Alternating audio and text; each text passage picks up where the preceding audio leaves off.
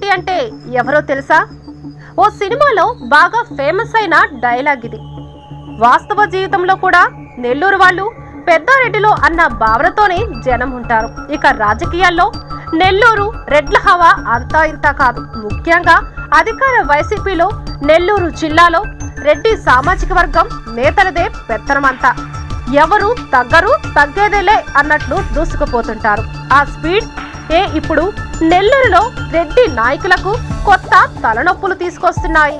YCP అధిష్టానం చేపట్టిన ప్రక్షాళనలో నెల్లూరులో వైసీపీ వాడికి ఎమ్మెల్యేలపై కత్తిరింపుల కత్తి వేలాడుతుంది. ఉమ్మడి నెల్లూరు జిల్లా అధికార వైసీపీకి కల్చుకోట. గత ఎన్నికల్లో 10కి 10 స్థానాల్లో గెలిచింది వైసీపీ. కానీ వచ్చే ఎన్నికల్లో ఆ పరిస్థితి లేదంటున్నారు పరిశీలకులు. పార్టీకి పడుతున్న ప్రాంతంలో ఎందుకు పరిస్థితి అన్న పోస్ట్ మార్టం చేస్తున్న హైకమాండ్ కు నమ్మలేని నిజాలు తెలుస్తున్నాయి. ముఖ్యంగా కొందరు ఎమ్మెల్యేలు తురుసు ప్రవర్తన, అవినీతి ఆరోపణలతో వ్యతిరేకత మూటగట్టుకుంటున్నట్లు గ్రహించింది. అది నాయకత్వం. దీంతో వచ్చే ఎన్నికల్లో అలాంటి వారి అందరిని తప్పించాలని భావిస్తోంది. ఇప్పటికే గత ఎన్నికల్లో గెలిచిన వారిలో 3 ఎమ్మెల్యేలు టీడీపీలో చేరిపోగా ఉన్న 7గురిలో అందరినీ కంటిన్యూ చేస్తారని సందేహాలు వ్యక్తమవుతున్నాయి.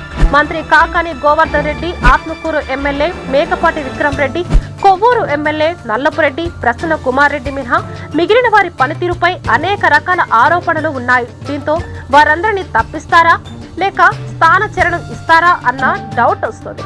నెల్లూరు సిటీ అసెంబ్లీ నియోజకవర్గానికి ప్రాతినిధ్యం వహిస్తున్న మాజీ మంత్రి అనిల్ కుమార్ యాదవ్ సీఎం జగన్ భక్తుడు, అన్న శాసిస్తాడు, అన్ని పాటిస్తాడు అనే రేంజ్ లో డైలాగులు వేస్తుంటారు ఆయన.